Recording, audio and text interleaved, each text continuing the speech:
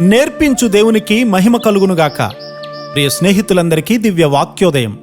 ఈనాటి పాఠ్యభాగము యోబు 13:26.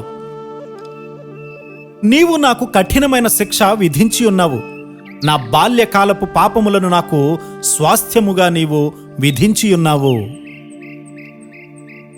చాలామంది క్రైస్తవులు వారి యవ్వన కాలంలో విత్తినటువంటి జీవితాన్ని ఇప్పుడు కోస్తూ ఉన్నారు.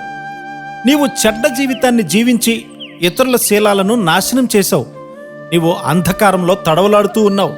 నీకు సమాధానము లేదని నీవెప్పుడు కూడా గుర్తించలేదు. నీవు నీ ఉద్యోగం మీద, నీ చదువు మీదే ఆధారపడతావు, కానీ దేవుని మీద ఆధారపడవు. దేవుని వాక్యపు వెలుగు నీ హృదయము మీద ప్రకాశించనివ్వు. నీవు సరి అయిన మార్గము నుండి తప్పిపోయి దేవుని వెలుగు నుండి దూరంగా తొలగిపోయావని నీకు తెలుసా? ఒక ఓడ నావికుని యొక్క దిక్సూచిని పోగొట్టుకున్నట్లయితే అది ఎలా దిశను తెలుసుకుంటుంది? అది ఎక్కడికి వెళ్తుంది? ఓడలోని రేడియో చెడిపోయి ఉంటే ఓడ ప్రమాదంలో చిక్కుకున్నప్పుడు వారు ఎలా సహాయం కొరకు అడగగలుగుతారు? ఓడ ఏ ప్రాంతంలో ఉందో ఎలా తెలియజేస్తారు? నీ యొక్క దిక్సూచి, నీ యొక్క రేడియో రెండు కూడా చెడిపోయాయి. గాలులు బలంగా వీస్తూ ఉన్నాయి. ఓడ కొట్టుకుని పోతూ ఉంది. సముద్రపు అడుగు భాగాన పర్వతాలుంటాయి. నావికుని దిక్సూచి నిన్ను హెచ్చరించి సరి అయిన దిశను చూపిస్తుంది, కానీ నీవు దాన్ని పోగొట్టుకున్నావు.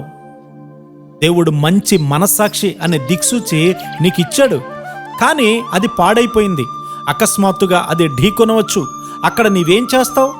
ఓడ అడుగు భాగము బ్రద్దలవుతుంది. నీళ్లు లోపలికి వస్తాయి. నీతో పాటు నీ కుటుంబము మునిగిపోతుంది. ఫరో అలాగే మునిగిపోయాడు. అతని పిల్లలు కూడా చనిపోయారు. నీ మనస్సాక్షిని ఆయన వాక్యముపై నిలిపి ఉంచావా? దేవుని ఆత్మ నీ మనస్సాక్షిని సున్నితంగా చేస్తాడు. నీవు ప్రార్థనలో శక్తి పొందుతావు. యేసుక్రీస్తు వారిని వెంబడించే వారిలో కొంతమంది తమ బలాన్ని తప్పుగా అంచనా వేసుకున్న వారు కూడా ఉన్నారు. నీవు బంగారాన్ని చూసినప్పుడు నీ భక్తి కరిగిపోతుందా? నీ భావోద్రేకాలను నీవు జయించావా? అయితే యేసుక్రీస్తు వారి యొక్క రక్తము నీలో ప్రతి కల్మషాన్ని కడిగివేస్తుంది. నీవు దేవుని వాక్యాన్ని చదివి ధ్యానించినప్పుడు జయశీలుడిగా మారిపోవడానికి శక్తిని పొందుకుంటావు. నీ మాదిరికరమైనటువంటి జీవితం ద్వారా దేవునికి మహిమను తీసుకొచ్చే కృపాధన్యత దేవుడే అనుగ్రహించునుగాక. ఆమేన్.